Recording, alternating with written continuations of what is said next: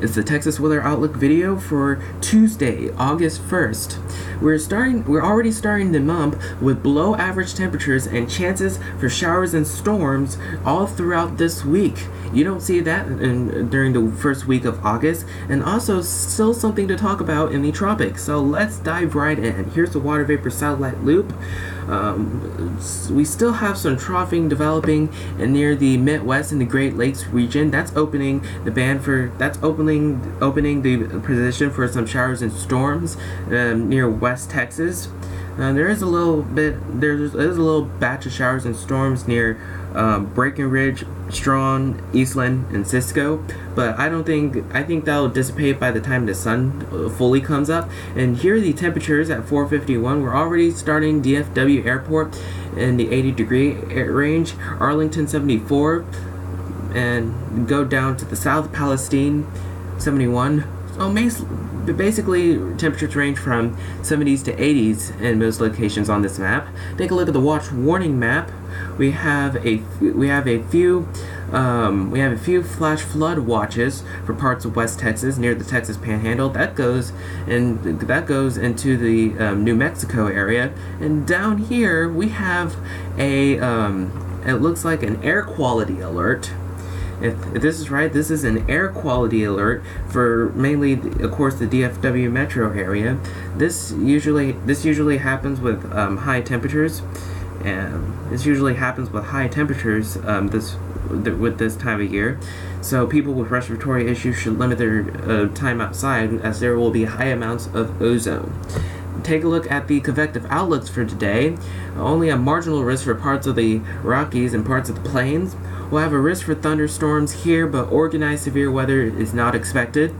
Same thing tomorrow, risk for thunder, but organized severe thunderstorms shouldn't be a concern. And same thing on day 3, on Thursday. Take a look at the rainfall for the next 7 days. This is valid through Tuesday morning of next week, and I like seeing the rain amounts like this. It looks like we're right in the bullseye with nearly 3 inches of rain for parts of North Texas, mainly centered around DFW, and I like seeing that. And again, we'll have rain chances all throughout this week. So mainly on Wednesday, with a batch of showers and storms coming from the north, it seems like.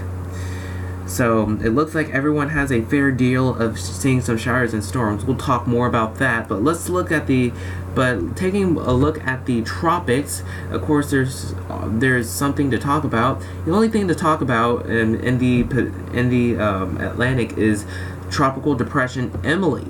That came and went through the central Florida near Florida Peninsula. That is now rolling off to the Atlantic. You can see the drier air in the to the south and west of this cyclone or storm.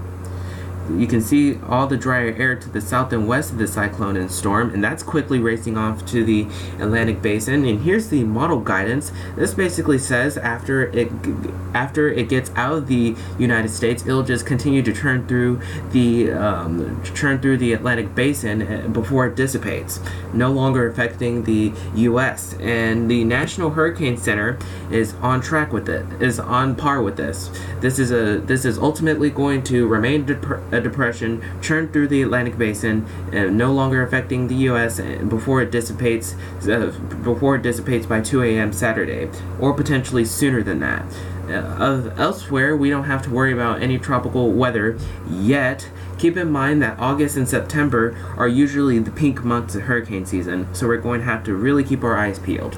But anyway, here's the GFS. This is the 06Z run, valid today at 1 o'clock local time at 500 millibars, about 18,000 feet off the ground.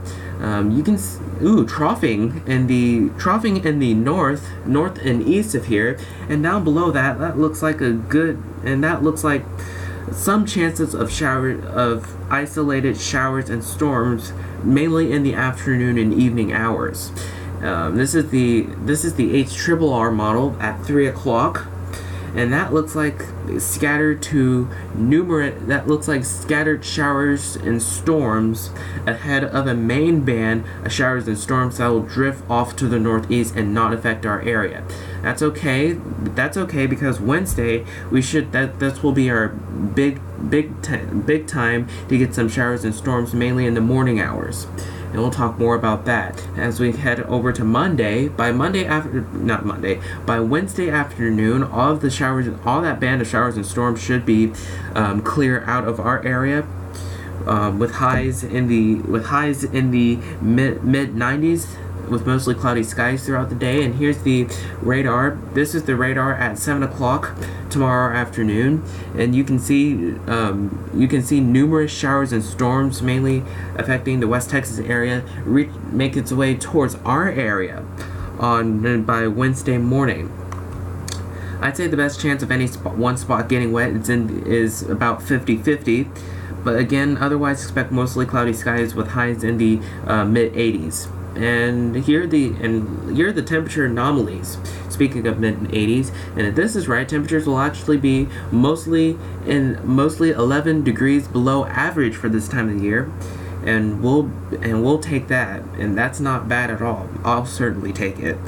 And by Thursday, we should stay clear with highs warming up to the low 90s, and that's not bad. That's not bad at all. Not as bad as last week, but we should warm up to the low 90s. Still, I still think there's a chance that we'll see an isolated shower or storm or two.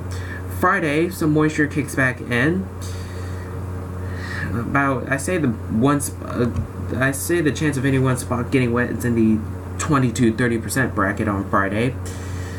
Regardless, partly cloudy, highs in the low 90s. Same thing Saturday and Sunday. It looks like a better look for a chance of a isolated to scattered storm or two. Partly cloudy with highs in the low 90s. Monday, that looks like a chance for numerous showers and storms. We'll just have to call it afternoon to evening showers and storms on Monday.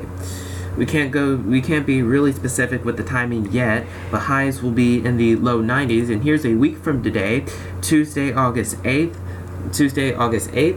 troughing in the north. Heights are about where they should be, and it looks like storms may be possible along a surface front. That'll come through on Tuesday, mainly Tuesday morning, so we'll have to keep our eyes peeled. Otherwise, expect mostly sunny conditions with highs in the low 90s.